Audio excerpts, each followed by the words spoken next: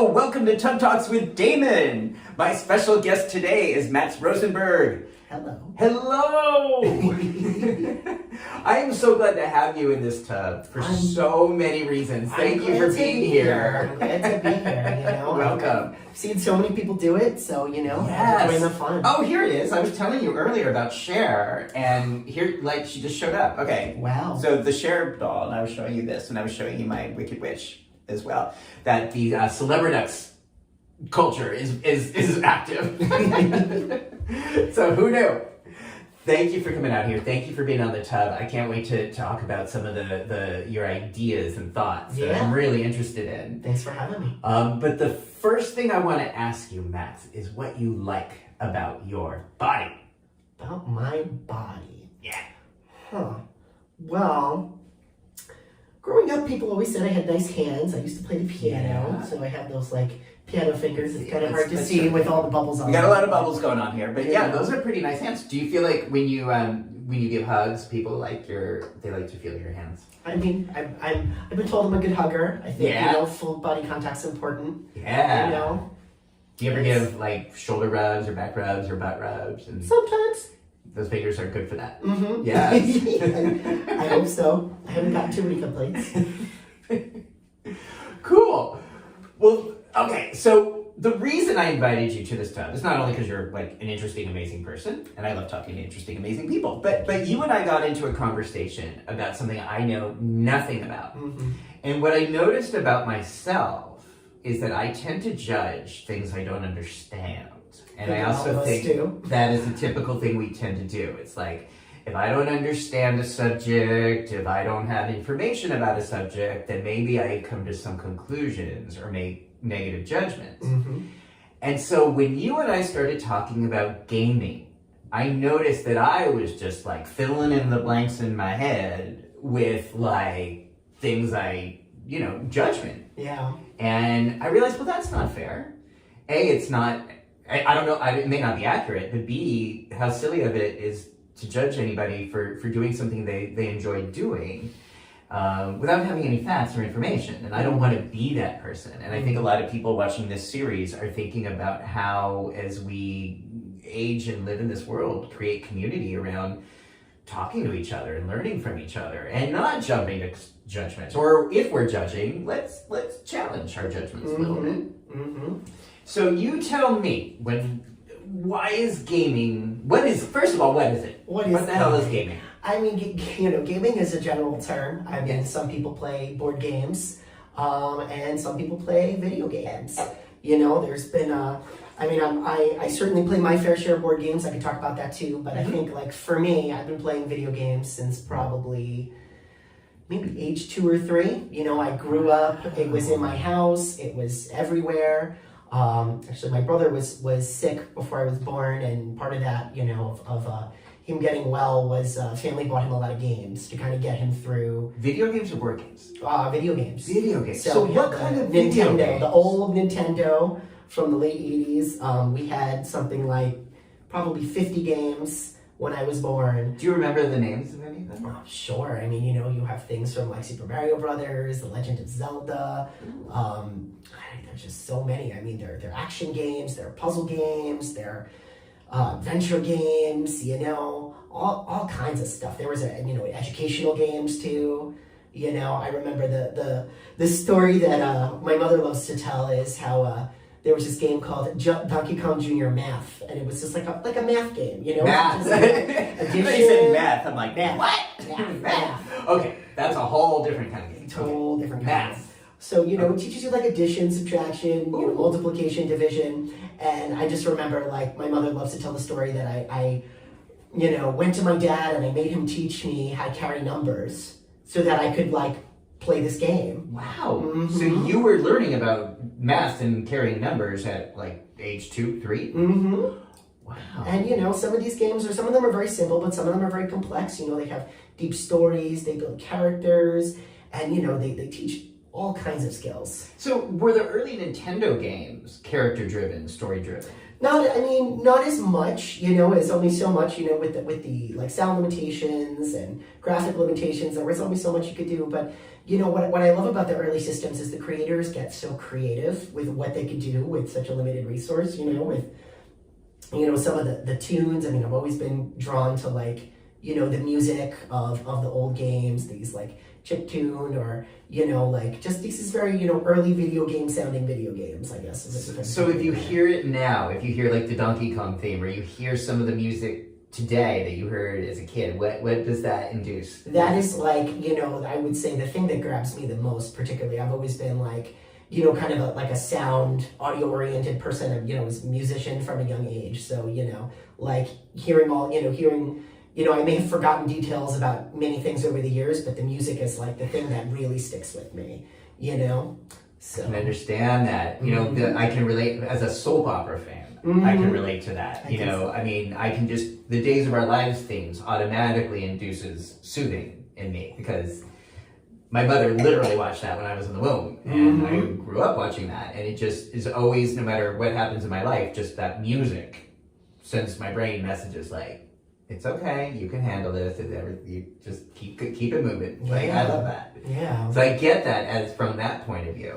What do you think drew you to video games as a kid, like in retrospect? Do you think it was like the challenge, the accomplishment, Well, I mean, I'm a person living with ADHD, so I feel like even from a young age, you know, it was something that really grabbed my attention. You know, I just feel like, you know, games, TV are really good at grabbing people's attention. Yeah. You know, all the sight, the sounds, all the things are changing. You know, there's a participatory element of the games as well. You're not just watching, you're also playing. You need to pay attention. You know, some of these games, you know, there's timing. You know, you have to hit the controller, do the thing, you know. So ADHD, let's just make sure, because a lot of people sometimes don't know what that is, or maybe have heard the term but don't know. That's attention deficit hyperactive disorder. Okay. Now, were you diagnosed with that as a child, or was that just when I was a teenager? When I was like my early mid-teens, you know. But I would say also, I mean, we could talk about that more, or I could just say, like, to finish off your question, for games have always been also like, they're kind of like my escape. They're my thing I go to, you know, and I know we want to talk about self-care at some point, but that's just been for me, like, it's just like, it's like my default activity. It's what I go to. It's how I unwind, you know, when I would wake up, you know, like on a Saturday morning, a Sunday morning, like, I just want a game. You get home from school, I want a game. That was just the thing I wanted to do. Love that. You know? So, in many ways, I think younger people with ADHD have a hard time focusing in the classroom. Not because they're not smart, but because it's just not the way their brain works. But I think I'm hearing you say that there's something about the video game,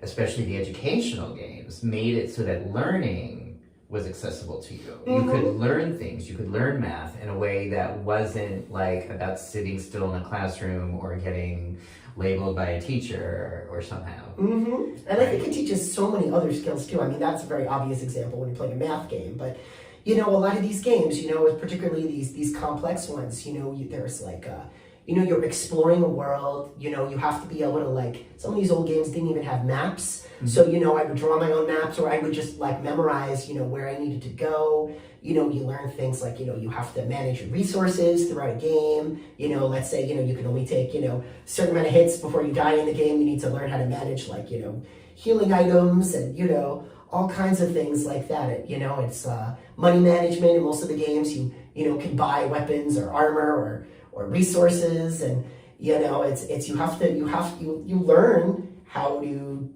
like, I feel like these are transferable skills to the real world to a point, you know? Now, here's a stereotype. You tell me right or wrong. I would think of, or maybe misjudge, gaming as like people who sit alone in a basement, isolated from the world. Feel free to get comfortable. Not socializing, not connecting with others, just kind of disconnected from human community and connection while they go into these worlds. Fact or fiction? Tell me the ways I'm misunderstanding. I mean, I think that certainly could be true. I think, like many things in life, it is a thing, and it's what you make of it. Yeah. I think certainly now in the world we're in, games have come far. There are, you know, as an old game experience with being social would be, you know, you play a 2-player game where 2 people would sit in front of the TV and, you know, have 2 controllers or alternate the controller and play. But now there are all kinds of ways, people play online. You have these massive multiplayer online games. You have this like World of Warcraft and, Final Fantasy 14, and, people play all kinds of games online. It's online poker, online everything, and just there are also these like, these online communities that are building, I'm a big fan of, I've gotten into twitch.tv, I know we were talking about that too. And, say what that is. What is Twitch? What is Twitch is a streaming service. Typically people play games on it, but people also, some like, musicians will play music. Sometimes people, they show their skills. Some people like will draw on stream or will, I know someone who knits on stream. So, people do all kinds of things, but primarily it's for gaming. People play a game and, people watch, or maybe it's a community game that, people in the chat can interact with and participate with. But there's a whole emphasis with Twitch on building community. Okay. Which, like, as to switch, back to your original question, like, is it isolating? I think it was a much more isolating experience as a kid. I mean, there were kids at school, people I knew that liked games, but, not necessarily, I didn't necessarily know people that liked the games that I liked, or I had people I could play with. And, now a kid can play online with anybody in the world, and I think it's great that, like, there's, opportunity to connect with people everywhere and to build community. So some kids, and you reminded me that, like, I remember, because I'm old, I remember, like, when the newest thing was Atari. And I do remember, like, that was kind of a bonding experience. Like, that would be something like, oh, hey, do you want to come over to after school and we'll play Atari? Absolutely. And that was something people did together to bond. And I think what you're saying is, like, with today's world and online resources now, and especially during the pandemic, people can enjoy the challenges, the pleasure, the fun of gaming, and be connected to other people at the same time, and experience a sense of connection and community at the same time. Absolutely.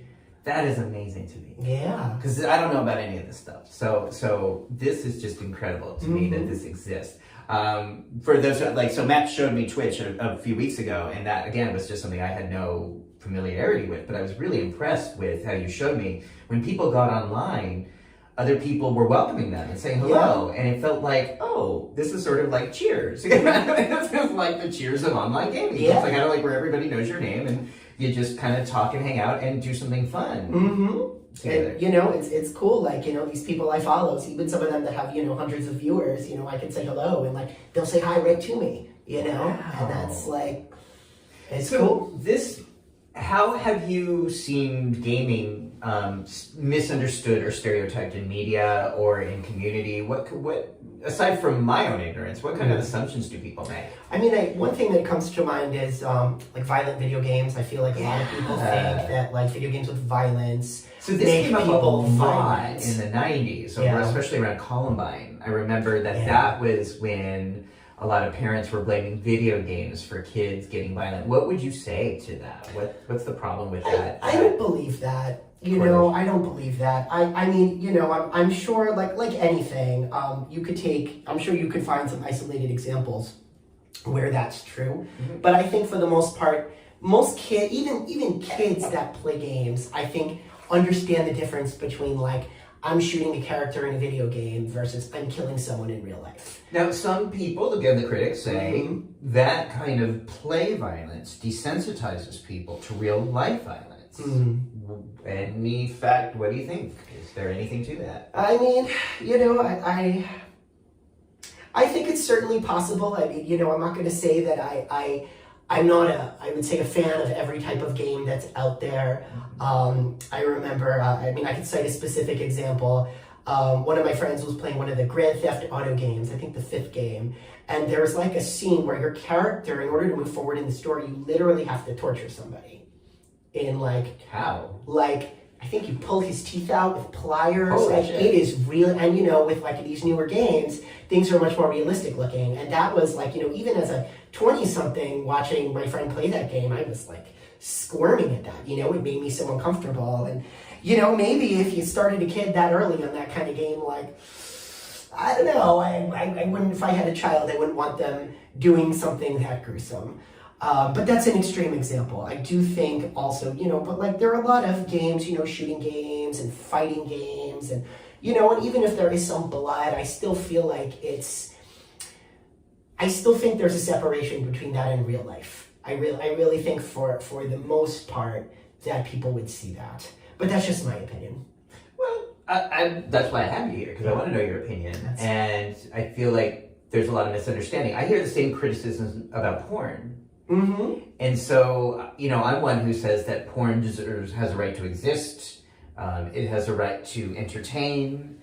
I don't think porn is a great source of education. I think it can be a wonderful source of entertainment, but if people are using it for education, they're often going to get a very skewed idea of human contact and sexuality that's really not based in reality or consent or negotiation or lubrication. Mm-hmm. There's a lot missed there. But if people are using porn solely for the purpose of learning about sex, they're going to get some messages that are going to be damaging to them. Right. And I guess we're saying it's like the same thing with video games. If that's your only source of education or nurturing or parenting, that's gonna be a problem. Right, but it's also like, why we have real life and why we go to school and why we're socialized with people from a young age. It's because we learn these basics that like, no, you don't, you're like, you're playing GoldenEye, you're running around shooting people in the head. You're not going to do that in real life. Yeah. So I think I don't know. To me growing up, it was always obvious. I was playing shooter games at the age of 4 or 5. My parents never had an objection to it, and I would not say I'm a violent person by any means. You're definitely I think not. It turned out okay for me. You were the opposite of that. So let's talk about that, because you do so much work to help our community, especially through these difficult pandemic years. Tell me your work. My work. Yeah. So I'm a licensed clinical social worker. Yeah. Thank you. I work at a clinic in the Bronx. And we're open to the community. We get a lot of people from the shelter system that come in. I work in the mental health clinic. So, our building, they have, primary care, they have dental, they have mental health, they have actually some HIV programs, they have an adult day program, focusing on substance use. They have all kinds of services, pharmacy, all kinds of things in the building. And I work in mental health, I do psychotherapy. I've been there for a bunch of years. And they made me a supervisor after the pandemic started, and so it's just been a lot of work.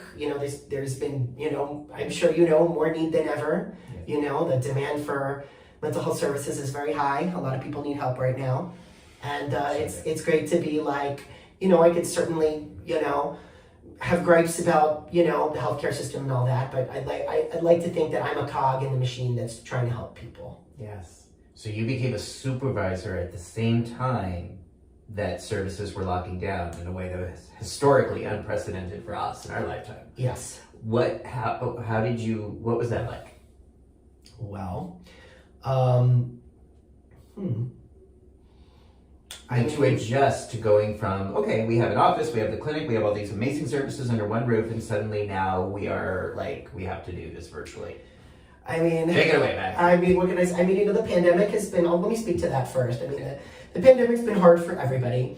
I feel very fortunate. I feel like, my work was never interrupted. I did not have a single day, that we were closed or that I wasn't paid for not working. I was also very lucky in that, I was able to go. There were obviously some bumps in the beginning, but I was able to go 100% remote right from the beginning. A lot of people working in hospitals or doing really, really other necessary jobs didn't have that luxury. Yeah. So on one hand, I feel like I kind of had like the best of both worlds, But that's holding a lot of energy for both the clients, and then I'm imagining as a supervisor, that's also holding a lot of energy of the people you work with. Yeah. It's so interesting going through something like a pandemic, and I'm sure other guests or other people have talked about this before, but, just the fact that, like, as a clinician, generally, you want to focus on, your client's experience, but this is something that everybody's going through together across the whole world simultaneously. Right. So in the way that, like, you're processing it for your clients, you're also, like, processing it for yourself at the same time. you know, and I guess, you know, to speak to the supervisory stuff, you know, I then stepped into a role. I was already like, even before my formal promotion, you know, I was being asked to do additional things. It was, you know, kind of led up to, you know, how that happened. And, you know, just to be like formally assigned responsibility, you know, I just find myself like making sure that, you know, the people that I'm in charge of, that they're okay, that they're doing well, that, you know, they're taking care of their own self-care.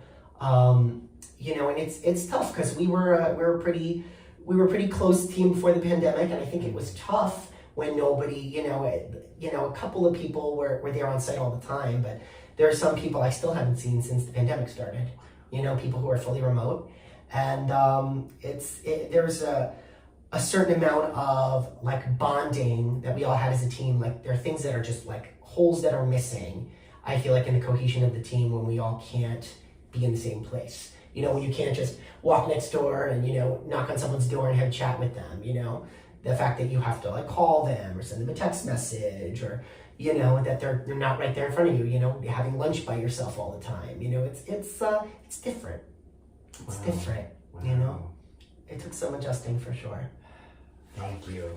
I mean, thank you for doing that. Thank you for being there. And thank you for holding that space. Thank you for the work that you do too. You know, I love it. I don't know. I think for me, it would have been much harder to get through a pandemic without it. This is my go-to. This is how I get through shit. Is like thinking and finding ways to help. Like that's my escape. That's my channel. But like you, this is the first time in my professional career I feel like I've been going through exactly the same trauma as everybody in the world, globally, exactly at the same time. I mean, the only thing remotely that compares was 9/11. But that was just such a unique moment. Yeah. This is like, now we're in the third year of this. Yeah. And so, you know, I've been talking with you and a lot of guests about our self-care, about where we go to. Has gaming and all the things we're talking about helped you to keep going, keep showing up, keep holding all this energy? Absolutely. I mean, you know, again, thankfully, like gaming is something that largely was unaffected and really, I think, like grew in the pandemic, you know. I remember one of the first things I did to connect with other people when we were in lockdown was we'd stream on Twitch. I would play it's called the Jackbox games, which are, you know, yeah, you've probably never heard of them, but they're like party games. You know, they were originally designed, there's like 8 or 9 sets of them now over the past like 15, 20 years, and 10, 15 years. And, you know, they were traditionally imagined as like, you put it on the TV or on a screen and everyone's sitting on in the room, you take your phone out and you log in with your little 4-digit room code and you play a game together. But, you know, with something like streaming, there was the possibility that you can broadcast the game feed and then everyone can play from sitting on their couches at home. And then, you know, if you set something up, some sort of like group chat or you know, a group phone call or a Zoom space, whatever, you all can talk. And then you can all, maybe you're not next to each other, you can't hug each other and whatever, but at least you can talk, you can do something together, you're, you know, laughing. I just remember, you know, having these like Zoom nights, you know, especially early on, like, you know, we do them once or twice a week just to kind of keep everybody's spirits up. And just like, it was like really like the most fun I probably had in those first maybe 2-3 months of the pandemic. And have you found online? Have you made friends? Have you built community? I've been making friends online for my whole life, you know, since I was probably 11 or 12 years old, you know, like a long time. You know, like people you actually, I hate to use this term, but in real life, like people you can actually meet in real life, met online, talk to in real life. That I met as a teenager, yeah. Who I later in my life, I met up in person and became like IRL, like real life friends with them. Gosh. So, you know, it's so interesting because for me personally, I haven't had like, I don't have a lot of people that have, you know, like stuck with me for the full duration of my life. And some of these people have been like, they started as online friends and, you know, they've, you know, it's just been interesting, like to grow and change and to see them grow and change and like to still be in contact with some of them, you know. Now, and did any lead to like hookups and sexy time and fun and play, like maybe that stuff? Okay. Tell me about the world of gaming in terms of the gay community. Like I wasn't sure, like with Twitch or with some of the streaming services, are there gay spaces? Are there straight spaces? Are there anything spaces? Or I would say gaming is one of those things that like in the roots of gaming is, I would say, a lot of like misogyny. It was very male dominated. I mean, if you look at like the earliest games, like, you know, maybe you've heard of Mario or The Legend of Zelda. Those are two of the most popular series. It's about a man going to save a helpless princess woman. Right. You know, saving a helpless princess. So like these are the themes for the most popular games have these themes. Right. You know, the Nintendo's two biggest series were like a man rescuing a princess. So when you have this at the root, you know, when you have all of these, like, and, you know, we're going to go back to, like, you know, stereotypes and impressions here. Like, I think when kids grow up with that, you know, I'm sure on some level it impacts the way that they see the world, the way that they see people, they see women, they see relationships. Well, maybe, but I mean, we could look at Star Wars and say the same thing. Yeah, but I think that's just it. The pop culture has such, it has such an impression, it leaves such an imprint on everybody, you know? So, to go back to gaming, there were not historically a lot of LGBT spaces. You know, I think like to see gay game characters took a while.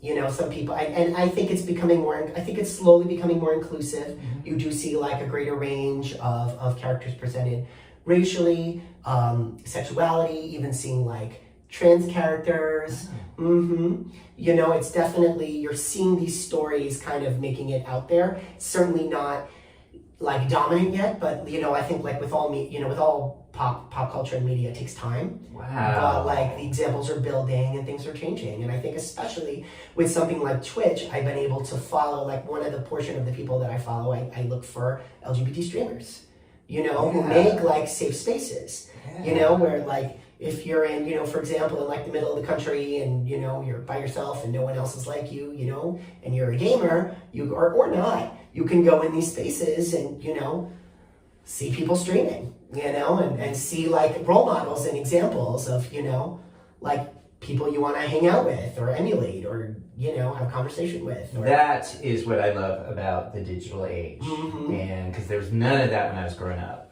You know, there were no gay people that I could look to. There were no representations in the media, no people in real life, no one I could look up to say, oh, wait, you're actually gay and you're like not suicidal. That was like, I didn't have anybody in my life that I could look to in that way. And I love that no one growing up today with a Wi-Fi connection can say that they don't know any gay people in this world that are living lives of meaning and joy. I couldn't imagine, you know, I'm maybe I'm just lucky for being born a little bit later, but, you know, it would be hard for me to imagine coming out in the world. 35. Great. Okay. That's, you know. I mean, it's just hard for me to imagine, like, you know, Will and Grace and things like that were on, but, you know, it's so hard to imagine, like, what coming out would have looked like for me if there were, like, no examples. Yeah. You know? Even growing up in a supportive environment with examples, it was still really hard. Yeah. You know? Did you ever see the movie Fame, the first one? Yes. Okay, I had Monty. That was my role model. Mm-hmm. That was like, Monty was not the kind of person you wanted to be like. So again, had we had social media, had there been, you know, in my opinion, had there been some sort of Facebook thing, I know that I think I would have used that in a really productive way. Instead, you know, what I did was like, I found adults in Rocky Horror. Like I started going to Rocky Horror and meeting queer people there, trans people there, people who were celebrating life. And that was in high school. But again, I still think it would have been helpful to have had somehow that I could reach out, meet other people, see that I wasn't so alone in that, like, all I had was Cher. Yeah. So, and nothing, no, I love Cher. But, okay, this is amazing. And again, I really thank you for this. Earlier, you mentioned that some of the violence now is graphic because there's so many, the technology of it. So has that become true of sexual depictions in video games? Are there games that are sexually explicit the way the violence is explicit? It's certainly. I think, you know, there is like a whole rating system, kind of like with, you know, like with movies. So I think, you know, most games that they're going to be mainstream need to, you know, there is a certain level of, I feel like, I guess censorship or a certain level of that's not the right word, of what, austerity, or like there's just you know, certain lines I feel like that most games do kind of not to cross unless you're looking for a sex game. But, certainly, like, there's a game called Dragon Age Origins that came out maybe... It's called Dragon Age, and the first game was called Dragon Age Origins. Okay. And, I don't know, wait, I'm thinking of... Yeah, actually, it's that game, and then the third game I played. And, the third game, there's a scene where, like, there's a gay character who's one of your playable on your main team. Mm-hmm. One of the other characters has... there's a non-playable character, a side character who's like a trans, basically like the equivalent of a trans person. Wow. Like this person, grew up as a female and, transitioned to being male. Wow. And it's touched upon even in this fantasy world, which is like awesome. But like to get back to the sex, there is like in that game, there's you see the gay character. If you can. It's interesting because they're, in a lot of these old games, if you were a male character, you could only have a relationship with a woman. They made it very binary and hetero. And now it's like in these games, in a game like Dragon Age, you can pick which character you want to romance regardless of their gender. Wow. And like you can see if you romance the gay character, you get to see his nice big voluptuous ass. In one of the scenes, and it's and there's another character. Who's like bisexual and he's into S&M. So you see like there's like you have like if you romance him there is like a sex scene. Whether your character is assigned male or female. You have the same like romance scene and it's like an S&M scene. Yeah, it's really it's interesting. I can send it to you if you're interested just to see it. But it's it's certainly like it's getting more robust, the representation certainly. That's good to know. Yeah. Beautiful. Okay. Anything I haven't asked you about gaming that you think is important for people to know, or any stereotypes you want to dispel about judgments you've received or that gamers would typically get? I guess one other thing I could talk about is like the word being a nerd or geek. Yeah. I felt like was like a bad thing growing up, but I feel like it's something that is like it's like a word. There are words we've reclaimed. I was part of for a very long time the Gay Geeks of New York. When I was establishing myself when I had in the city. That was like the first group that that where I felt like I met people that were so like me. Not just being in the LGBT umbrella, but also with similar interests. And I wear the term geek as like a badge of honor. So. Not that that's specifically gaming, but just to this idea that something that was like looked down upon, we take back as with pride, with pride. I love that. And I grew up. I mean, I remember like in the 80s, the worst thing you could do is call someone a nerd or a geek. Those were really, really bad.